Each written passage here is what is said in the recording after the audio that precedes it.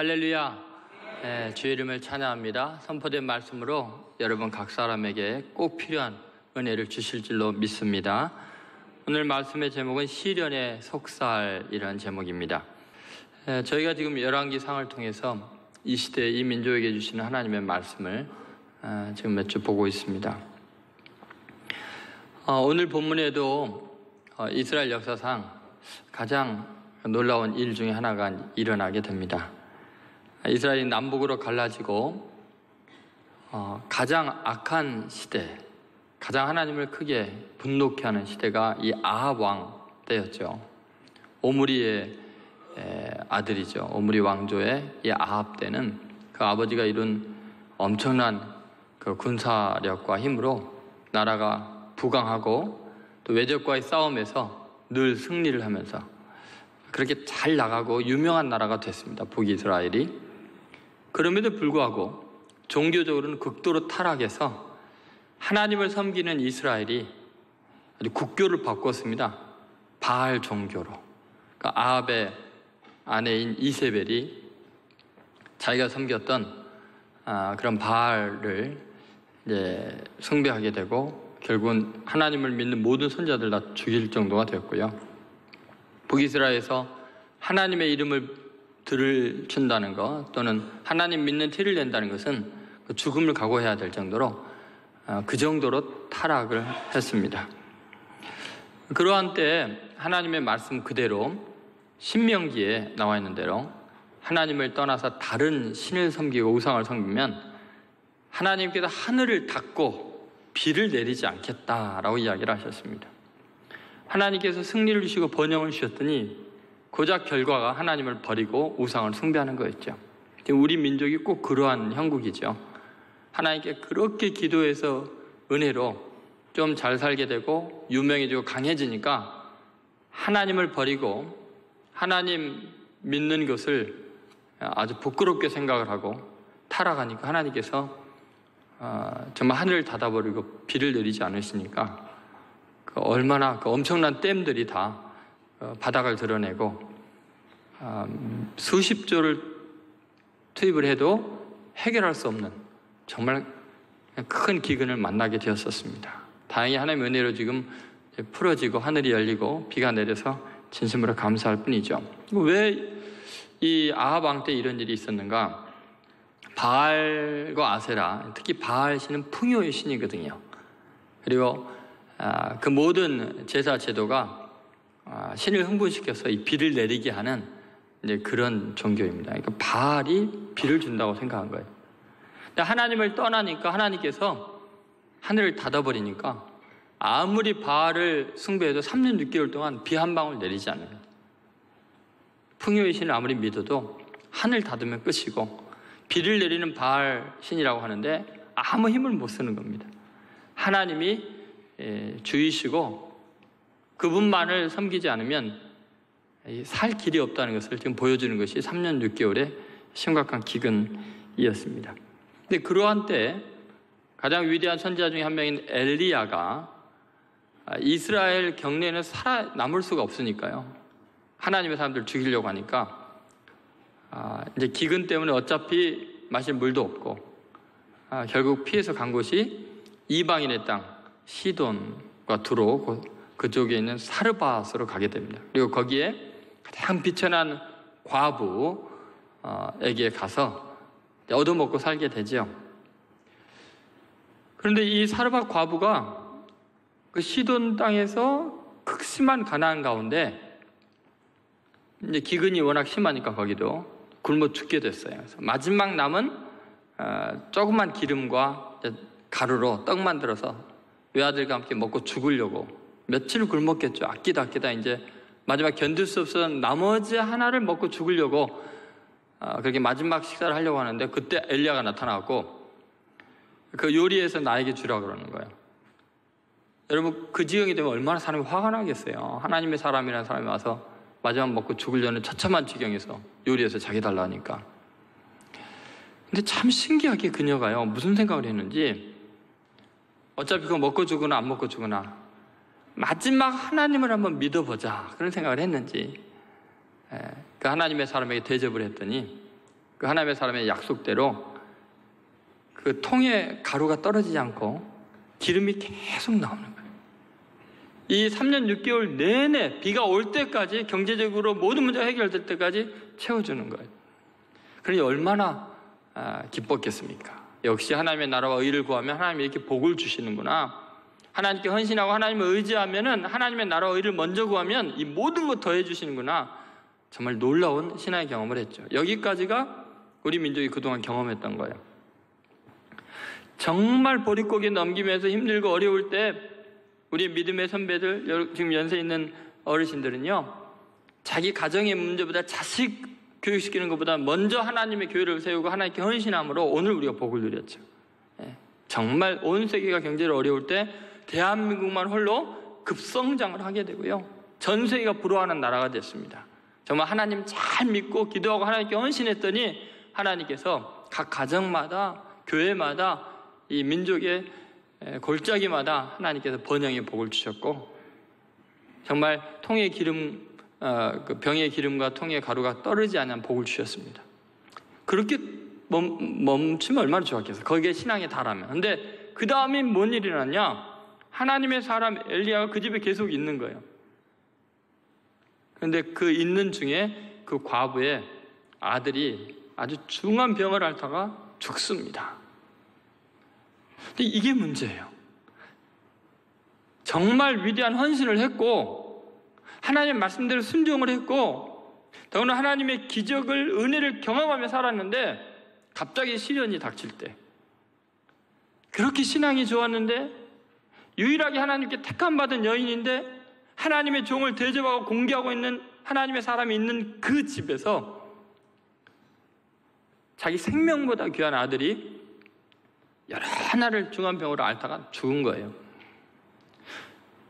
여러분 가만히 생각해보세요. 이 민족이요, 하나님의 은혜로 많이 복을 누리다가 마음이 교만해지고 어리석어지니까요, 얼마나 많은 젊은이들이 잃고 있는지. 성수대교 사건 붕괴 이후부터서요, 세월호 사건에 이르기까지요, 죄 없는 아이들이 얼마나 많이 죽임을 당하고 있는지, 얼마나 가슴 아픈 일이 지금 많이 일어납니까? 아니, 그렇게 은혜를 많이 받았는데, 그렇게 하나님께 헌신했는데, 위대한 역사를 이루었는데 왜 이런 시련이 오냐는 거예요. 왜 우리의 인생에는 이런 아픔이 있냐는 거예요. 여러분, 지금 이 시대의 아픔, 또 여러분의 개인적인 아픔들은, 도저히 해석할 수 없는 이 시련들은 어떤 의미가 있는 걸까요? 그래서 시련의 속살이 도대체 뭔가? 왜 이런 일이 하나님을 잘 믿고 열심히 섬기는 우리에게 일어나는가? 그거에 대해서 우리 함께 말씀을 나눠보려고 합니다. 첫 번째, 시련 속에 드러난 죄성입니다. 왜 헌신하고 기적을 경험한 이후에 이런 큰 아픔을 경험하게 되는 걸까? 또 왜 이 시련이 지금 연속적으로 일어나는 걸까? 그 내용이 17절과 18절에 나와 있는데요. 17절, 18절 말씀 한번 같이 읽어보겠습니다. 이 일 후에 그 집 주인 되는 여인의 아들이 병들어 증세가 심히 위중하다가 숨이 끊어진지라. 여인이 엘리야에게 이르되 하나님의 사람이여, 당신이 나와 더불어 무슨 상관이 있기로 내 죄를 생각나게 하고 또 내 아들을 죽게 하려고 내게 오셨나이까. 지금 여러분, 이 시련 앞에서, 아들이 죽는 이 시련 앞에서 이 사르밧 과부가 한 아주 중요한 첫마디가 있습니다. 하나님의 사람이여, 그 다음 뭐라 그랬어요? 당신이 나와 더불어 무슨 상관이 있기로. 그 다음 뭐라 그랬어요? 내 죄를 생각나게 하고. 여러분, 시련이 주는 놀라운 은혜 중에 하나가 뭐냐면요, 죄가 생각나게 한다는 거예요. 여러분, 이 사르밧 과부는요, 그 전에는 죄를 생각 못해요. 왜 그런 줄 아세요? 얼마나 헌신했는데요. 정말 그 믿음의 고백이 위대했잖아요. 마지막 남은 식량마다 말씀에 순종해서 하나님의 사람에게 대접할 만큼 헌신했어요. 말씀에 순종했어요. 그리고 그가 하나님께 받은 복이라는 게요, 온 나라가 기근의 절망 가운데 있는데 홀로 떡가루가 끊임없이 나오고 기름이 솟아나오는 엄청난 기적을 경험한 사람이다 보니까요, 자기는 헌신된 사람이고 믿음 좋은 사람이고 하나님께 사랑받는 사람이고 인정받는 사람이라고 착각을 하고 있는 거예요. 그런데 난데없이 아들이 죽는 시련을 통해서요, 뭐가 생각이 나냐면 전혀 자기는 죄인이라고 생각하지 않았는데 자기 죄가 떠오르는 거예요. 자기는 헌신되고 위대한 사람이라고 생각하는데 그 헌신 속에 있는 자기 의와 교만함, 하나님 앞에 자기 잘난 생각이 떠오른 거예요.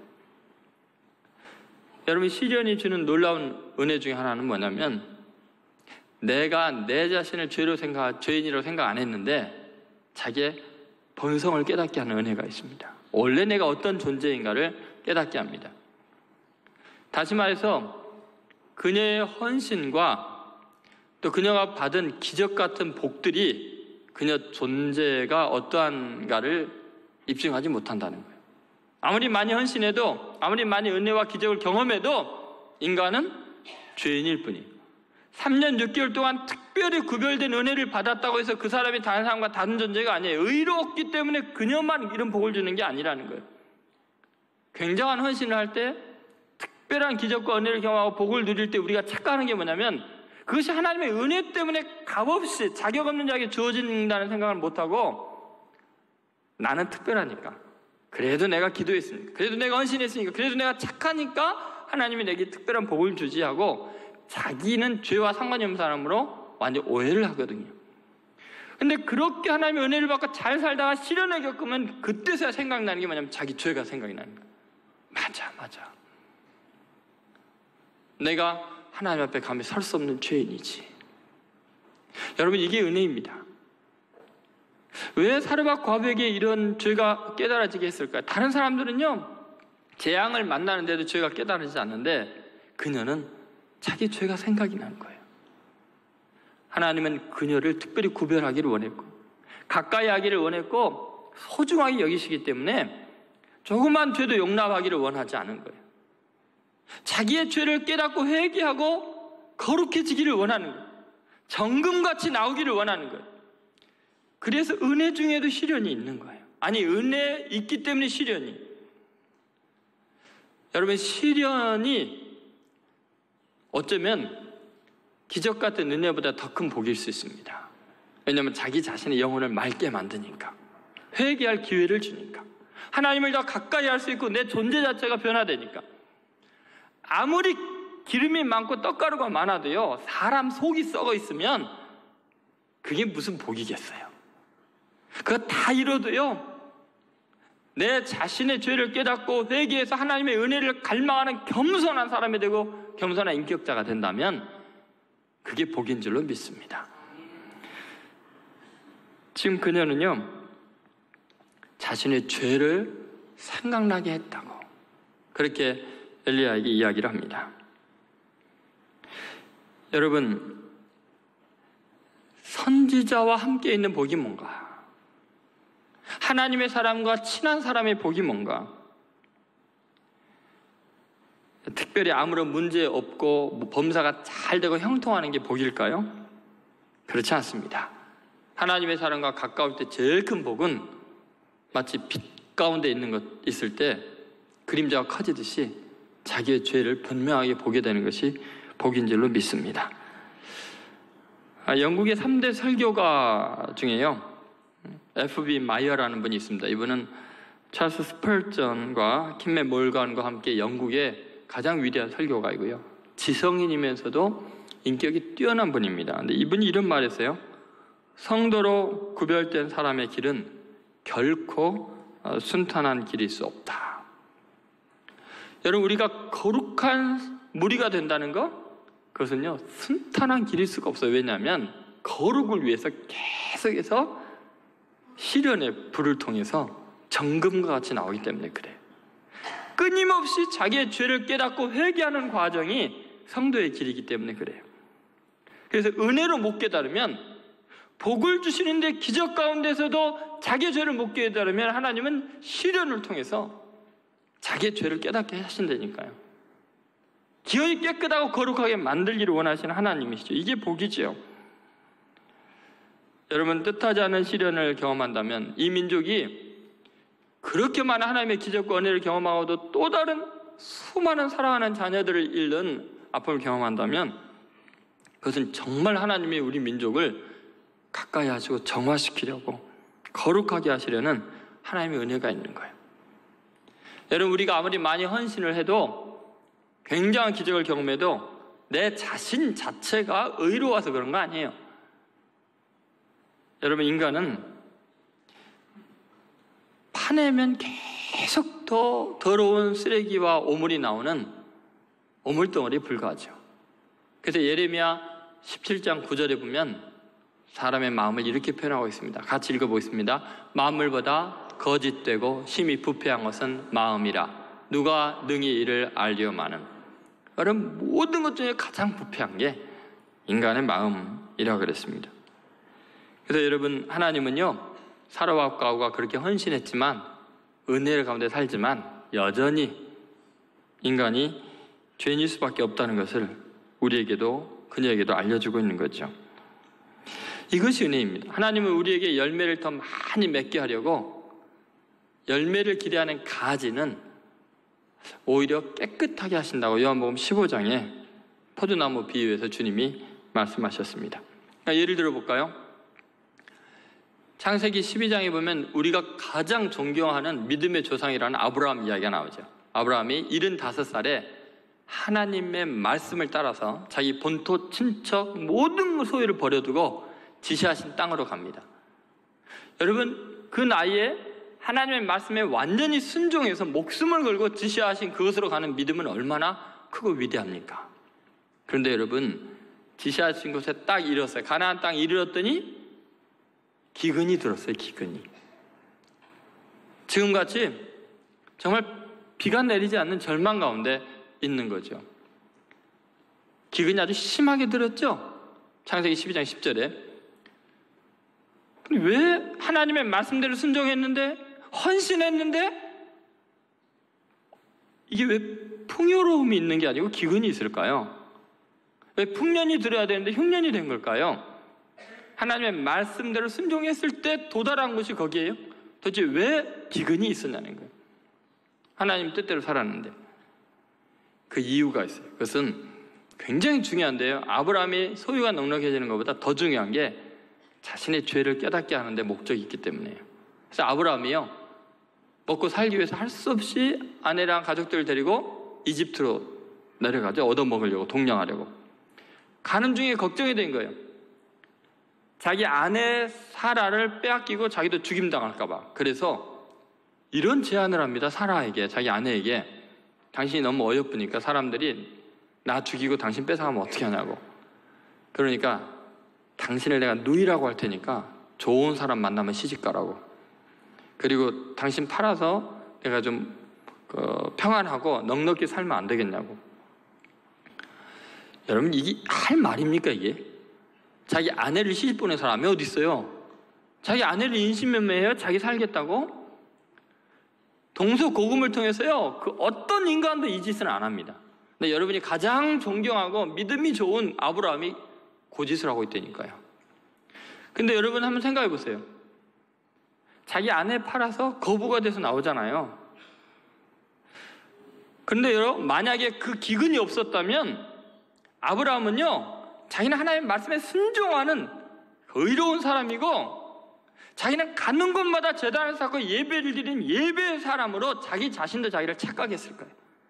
근데 심한 기근이 죽음 앞에서 자기가 얼마나 이기적이고 사랑하는 사람에게 상처를 주고 얼마나 못된 인간인지, 이 세상에서 가장 약하고 추하고 더러운 인간이 아브라함인 것을 스스로 깨닫게, 자기의 죄를 생각나게 하는 하나님이 얼마나 죄인인가, 은혜 없으면 안 된다는 거예요.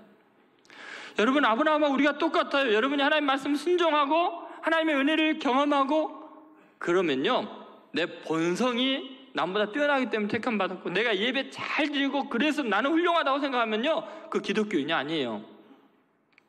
하나님이 그거 깨닫게 하려고 시련을 주는 거예요. 죽을 지경에 몰아넣어서 얼마나 네가 인간성이 타락해 있는가를 보게 해주는 거죠. 아브라함이 의인이 된 거 착해서가 아니라는 거예요. 인격이 훌륭해서가 아니라 하나님의 은혜 때문이었다는 거예요. 사르밧 과부가 다른 사람 다 굶어 죽는데 혼자 죽음을 면하고 그 자리에서 살아남는 거, 사르밧 과부가 남보다 훌륭해서가 아니라는 거예요. 죄인이지만 은혜로 네가 택함 받았다는 거예요. 이 세상에서 가장 불쌍한 여자이기 때문에 엘리야 보내서 너 살려준 거라는 거죠. 여러분, 그래서요, 어쩌면 시련이 우리의 영혼을 정화시키는 거예요. 은혜를 교만의 재료로 삼고 자기 의로 삼으려는 그 극악한 자기 착각에서 죄를 생각나게 해서 사람을 겸손하게 만드는 거죠. 여러분, 다이아몬드를 감별하는 방법 중에요, 입김 테스트라는 게 있대요. 포그 테스트라는 게 있는데, 이게 뭐냐면 다이아몬드 표면에다가 입김을 후 불면은 진짜 다이아몬드는 바로 사라진대요, 입김이. 근데 가짜는 좀 한참을 좀 남아있는다는 거죠. 여러분, 우리의 시련의 입김이, 하나님의 입김이 불어올 때 우리가 본래 어떤 존재인지를 깨닫게 하는 하나님의 은혜가 있습니다. 존 스토튼 목사님이 그런 말을 했어요. 어떤 고난은 거룩함에 이르는데 필수 불가결한 것이다. 결국은 이 시련이 없으면 그 사르밧 과부는 자기의 죄를 회개할 기회를 놓치고 거룩함에 이를 수가 없는 거죠. 아브라함도 마찬가지고요. 여러분, 우리는 이 사실을 잊지 않아야 됩니다. 시련을 통해서 지금 이때 이 민족이 깨달아야 될 게 뭐냐면, 우리 민족이 잘나서 지금 그렇게 기적 같은 경제 성장을 이루고 세계 유명한 나라가 된 게 아니라 이 작은 나라가 세계 유명하게 된 거 아무것도 아닌 것, 하나님의 은혜밖에 없다는 것을 깨닫게 하는 거예요. 죄가 생각나게 하는 사건들이 지금 계속 일어나는 거죠. 여러분, 개인도 마찬가지고요, 한국 교회도 마찬가지고요. 교만하면 안 돼요. 겸손하게 시련 속에서 자신의 죄를 생각하고 회개함으로 날마다 거룩해지는 성도들 되시기를 주의 이름으로 소원합니다. 두 번째, 시련 속에 잠재된 영광입니다. 여러분, 19절부터 21절의 내용을 보면요, 이 사르밧 과부의 아들이 죽음으로 인해서 제일 곤란하게 된 사람은 누굴까요? 지금 거기에 머물러 있는 엘리야 선지자죠. 사르밧 과부의 지금 도움으로 거기서 먹고 살고 지금 기근 중에 생명을 유지하고 있는데, 하나님의 사람이 있고 기적의 사람이 있는데도 불구하고 심히 앓다가 결국은 그 아이가 죽게 될 때 그 난감함은 이루 말았어요. 그래서 그 난감한 표현을 20절에 이렇게 이야기를 하고 있는 거죠. 자, 20절 같이 있습니다. 여호와께 부르짖어 이르되 내 하나님 여호와여, 주께서 또 내가 우고하는 집 과부에게 재앙을 내리사 그 아들이 죽게 하셨나이다 하고, 여기 보니까 엘리야가 답답한 게 지금 내가 우고하는 집 과부에게 재앙을 내린다는 거예요. 하나님의 사람이 제일 힘든 것 중에 하나가 뭐냐면요, 정말 하나님 나라의 협력자이고 도와주고 힘이 되는 사람이 계속 잘 되면 얼마나 좋겠어요. 그런데 내가 의지하고 하나님의 도움의 손길로 정말 믿고 동역하는 그 사람이 재앙을 만난다는 거예요. 그것도 오늘 본문 20절을 잘 보면 또라는 말이에요. 또 내가 우고하는 집 과부에게. 무슨 말이에요? 예전에도 보니까 나 도와준 사람 다 죽어가더래. 옛날엔 나와 함께하고 나 지켜준 사람들은 다 어려움을 겪는데, 아니 이제는 이 사역자 과부마저도 또 이런 재앙을 내리십니까? 이 말이에요. 여러분, 저도 그래, 목회를 하면서 정말 저에게 힘이 되고 도움이 되는 사람들이 다 잘 되면 얼마나 좋겠습니까? 힘이 되었던 장로님들, 권사님들이 동일하게 어려움을 겪어요. 다른 세상 사람들과 같이. 그러니까 목사로서는요, 속이 터지죠. 하나님, 또 이게 뭔 일입니까? 여러분, 도대체 왜 이러시는 걸까요? 결론은 뭐냐면요, 엄청난 하나님의 영광이 드러나고 있다는 거죠. 어떻게 죽은 사람이 살아나냐고요? 만약에 과부의 아들이 죽지 않았으면요, 죽은 자의 부활에 대해서 구약에 이렇게 나와 있는 엄청난 이야기를, 엘리야도 할 수 있는 이 어마어마한 이야기를 영영 듣지 못했을지 몰라요. 여러분, 예수님이나 할 것 같은 엄청난 일을 엘리야를 통해서 하나님께서 먼저 보여주고 있습니다. 다시 말해서 시련을 통해서요, 그 시련이 강하면 강할수록 하나님의 더 큰 능력이 계시되고 인류 가운데 나타난다는 거죠. 예를 들어 요한복음 11장에 보면 예수님께서 어느 날 급하게 찾아온 사람들을 만나게 됩니다. 그 사람들이 하는 말이 빨리 오십시오. 당신의 친구 나사로가 병들어 죽게 되었습니다.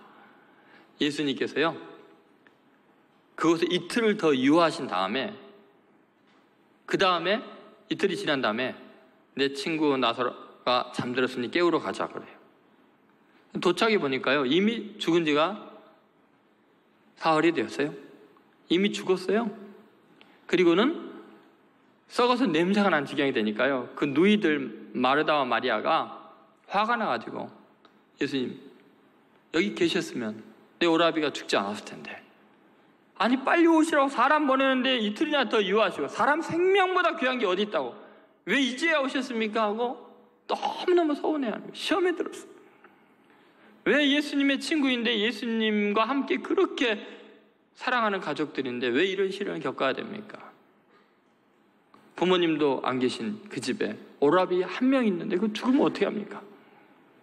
근데 여러분, 예수님께서 썩어서 냄새가 나는 시체를 향해서 나사로야 나오너라 하니까요, 죽은 자가 수족을 동인처럼 나오므로 주위에 있는 모든 사람들이 죽은 자가 살아나는 기적 앞에서 예수 그리스도를 메시아로 믿을 수밖에 없고 하나님의 아들로 인정할 수밖에 없고요, 나사로 까닭에 많은 사람들이 예수를 믿으니라, 이렇게 나오는 거죠.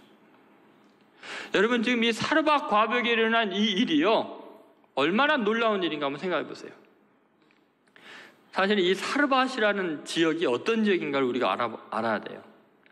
두로와 시돈 지방에는 원래 왕이 있었는데 엣바알이라는 사람이요, 이 쿠데타를 일으켜갖고 왕을 죽이고 그 나라를 완전히 새롭게 만드는데, 그 새롭게 하는데 목적이 뭐냐면 바알 신을 국교로 삼은 거예요.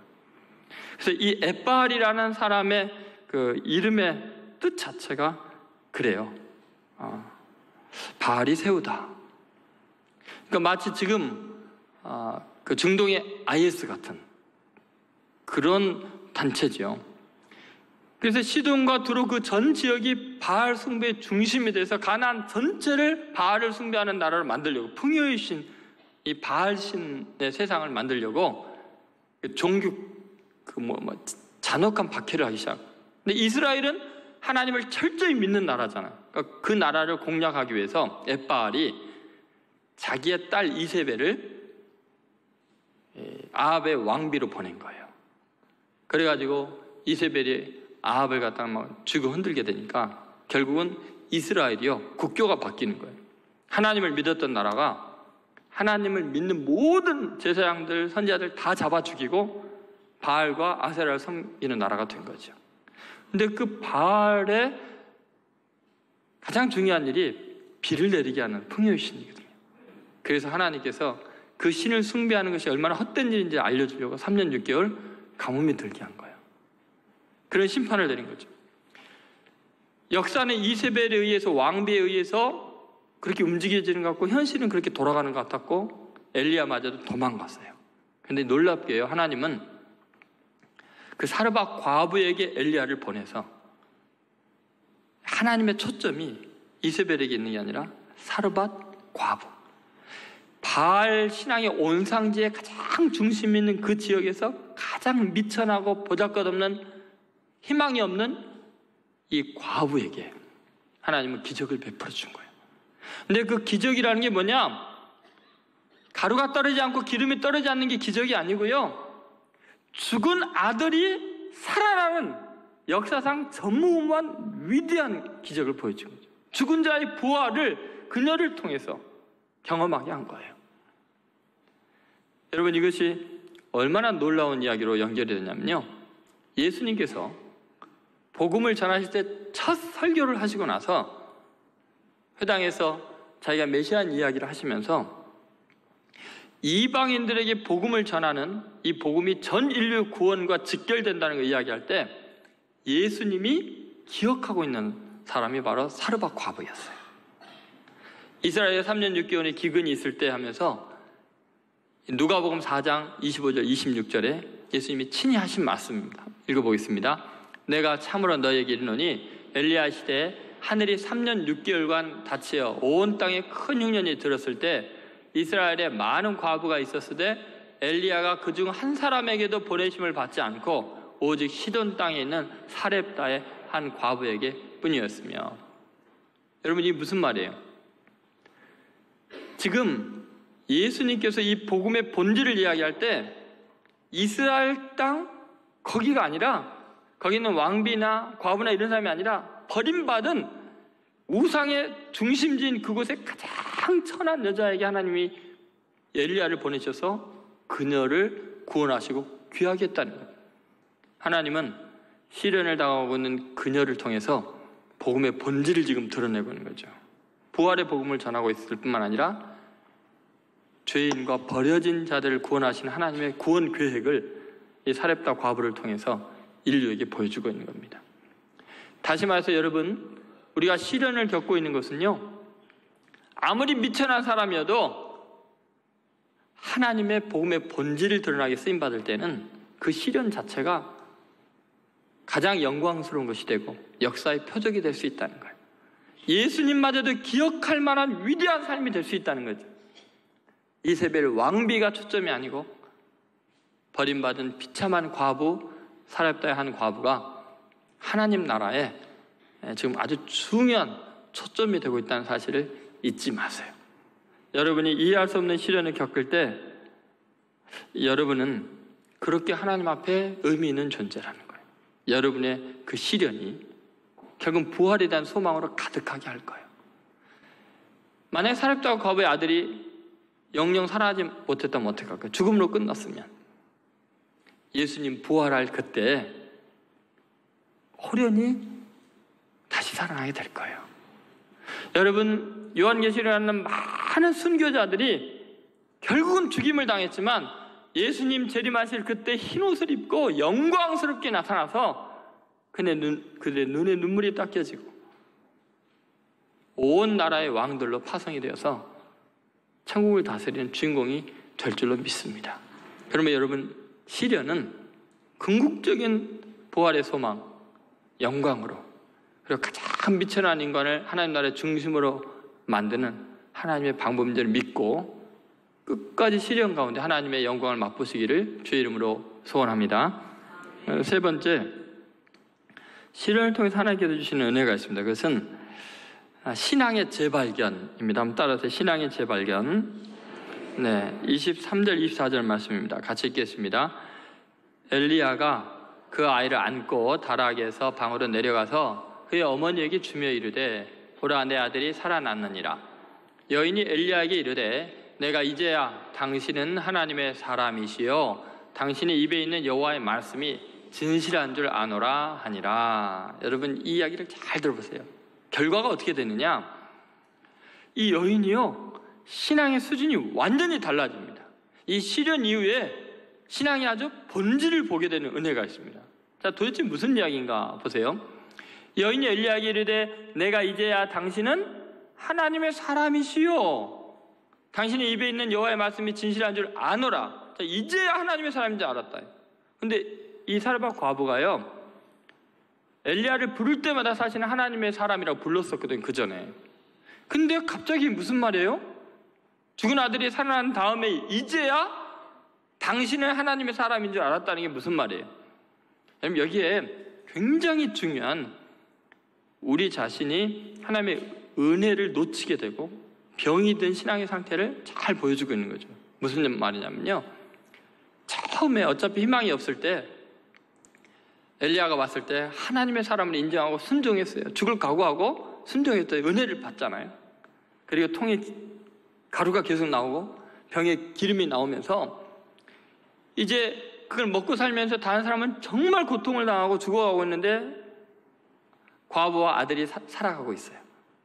엘리야가 함께 있으면서 이 과부가 엘리야 밥도 해주고 빨래도 해주고 아마 하나님의 사람의 기적 때문에 은혜를 받고 이렇게 번영하고 잘 되는 것 때문에 감사하면서 하루하루 엘리야를 잘 섬겼을 거예요.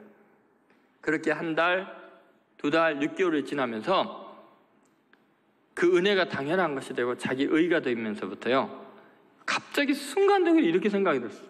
저 노인네 왜 안 떠나고 있는 거지? 내가 조금 먹여 살려야 되나? 갑자기요, 하나님의 종이 부담스러워지기 시작하고, 내가 그를 지금 먹여 살린다고 생각합니다.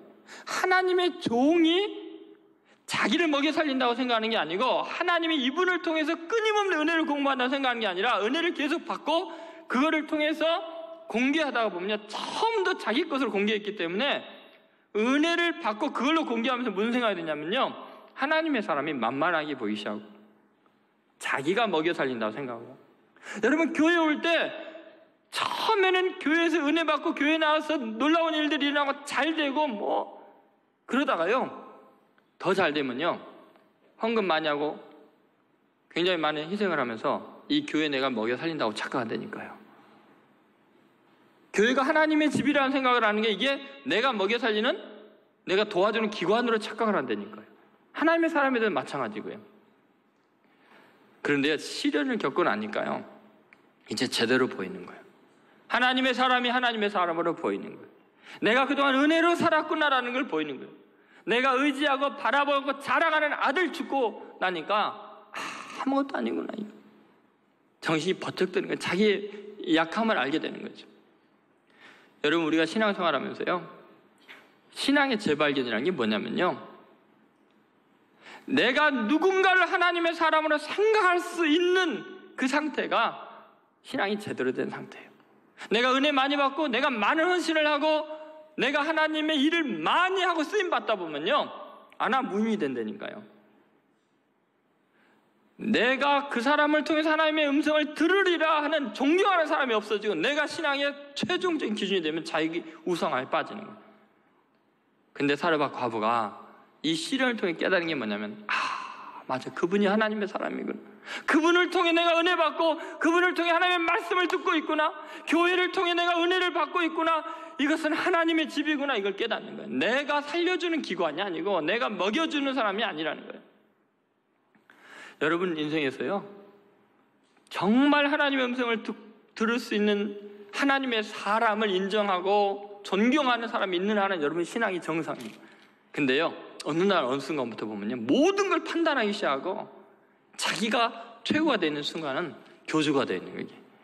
타락해 있는 거예요. 목사인 저도 마찬가지예요. 장로님들, 권사님들도 마찬가지예요.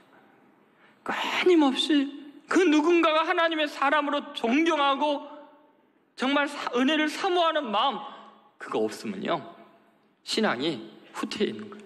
병들어 있는 거예요. 사르밧 과부가 이제야 당신이 하나님의 사람인 줄 알겠습니다. 그런 거죠. 그 다음에 더 중요한 신앙의 차원이 달라진 걸 볼 수 있는데요, 왜 하나님의 사람이라고 이야기를 해야 되냐면, 당신의 입에 있는 여호와의 말씀이 진실한 줄 아노라. 무슨 말이냐면요, 그동안 이 사르밧 과부는 신앙의 본질을 기적에 뒀거든요. 자기 헌신이 신앙의 굉장히 중요한 요소라고 생각했어요. 그래서 마지막 먹고 죽으려고 했던 마지막 남은 양식까지 신에게 바침으로, 하나님의 사람에게 바침으로 자기는 그것이 신앙의 본질이라고, 헌신이 신앙의 본질이라고 생각한 거예요. 그 다음에 그래서 기적이 일어나서 정말 떡가루가 계속 나오고 기름이 계속 넘치니까 이런 기적을 경험하고 부자가 되는 것이 신앙이라고 생각한 거예요. 신앙의 본질은 복을 받는 거라고 생각한 거예요. 그 다음에 자식이 죽었다가 살아나니까 이제 어마어마한 기적 앞에서 자기는 굉장한 신앙의 본질을 경험하고 있다고 생각했는데, 이 모든 것을 경험하고 나서 깨달은 게 뭐냐면, 당신의 입에서 나오는 여호와의 말씀이 진실인 줄 아노라. 결국 남는 게 뭐냐, 하나님의 말씀만 진실이구나. 말씀 중심의 신앙으로 돌아온 거예요. 기적이 중요한 게 아니라는 거예요. 여러분, 이 민족이요, 믿음이 좋다, 신앙이 좋다는 게요, 잘 믿어서 경제 강국이 되고 다 부자가 되고 잘 사는 게 신앙의 본질이라고 생각하세요? 하루아침에 그냥 무너질 수 있어요. 그냥 하늘 닫아놓고 메르스 이런 거 좀 돌면요, 그게 신앙의 본질이 아닌 것 금세 알 수 있어요. 부여해도 가난해도 그게 중요한 게 아니에요. 계속해서 떡과 기름이 나오는 게 그게 복음이라고 생각하십니까? 번영의 신학? 그게 다라고 생각하십니까? 그러다가 가장 소중한 자식을 잃은 거예요. 기적이 중요한 게 아니에요. 결국 깨닫는 게 뭐냐면요, 신앙은 복이 중요한 게 아니고 기적이 중요한 게 아니고 내 헌신이 신앙의 본질도 아니고요, 하나님의 말씀밖에 없구나. 기록된 하나님의 말씀, 진리대로 사는 거, 말씀에 순종하는 거, 그 하나님의 말씀이 영원히 변함이 없다는 것을 깨닫는 거, 그래서 신앙의 근거를 말씀에 두는 거. 이 여인이요, 완전히 변화된 거예요. 그 여인은요, 말씀 중심의 신앙으로 돌아온 거죠. 여러분, 이 민족이 시련을 통해서 하나님이 주시는 가장 놀라운 기회는 뭐냐면 다시 말씀으로 돌아가는 거예요. 다시 진리를 붙잡고 사는 거예요. 부자가 되는 게 목적이 아니고 얼마나 종교적인 헌신을 하느냐, 그게 중요한 게 아니고요, 내 의가 아니고 하나님의 말씀이 민족의 정신이 되고, 이 백성들이 하나님 말씀이 내 재산보다도 소유보다도 명예보다 더 중요한 줄 알고 말씀 지키려고, 그것이 진리인 줄로 믿고 말씀대로 사는 게 복이고, 하나님 말씀을 따라서 모든 건 내려고 희생하고 말씀 그 하나 이루려고 사는 거, 말씀이 내 삶의 기업이 되고 이 민족의 소망이 될 때, 그게 진짜 신앙이라는 거예요. 하나님이 지금 이 땅에 왜 이런 시련을 연속적으로 주나를 생각해 보세요. 이 민족의 정신을 바꾸기를 원하는 거예요. 정말 사랑하시기 때문에 말씀밖에 없다는 것을 깨닫기를 원하는 거예요. 하늘도 땅도 이 세상에 있는 모든 것들이 다 없어지되 여호와의 말씀은 세세토록 있도다고 했어요. 천지는 말씀으로 창조되었어요. 요한복음 1장 1절에 보면 태초에 말씀이 계시니라, 이 말씀이 하나님과 함께 계신 이 말씀이 곧 하나님이시라고 했어요. 요한복음 1장 14절에 말씀이 육신이 되어 우리 가운데 거하시며 우리가 그 영광을 보니 아버지의 독생자의 영광이요 은혜와 진리가 충만하다라고 했습니다. 하나님의 말씀이 은혜와 진리가 충만한 우리의 소망인 줄로 믿습니다. 이 민족이요, 이런 시련을 통해서 지금 하나님께 복받고 있는 줄로 저는 믿습니다. 다시 돈을 의지하면 풍요이신 바알을 숭배하는 데서 돌이켜야 돼요. 우리는 살아계신 하나님을 섬기고 진리의 말씀을 따라서 의롭게 사는 민족 아니에요? 의가 중요한 거지 기적이 중요하고 헌신이 중요하고 뭐 굉장한 부요함이 중요한 건 아니잖아요. 여러분, 어떻게 하든지 다시 말씀 중심으로 돌아가는 여러분 되시기 바랍니다.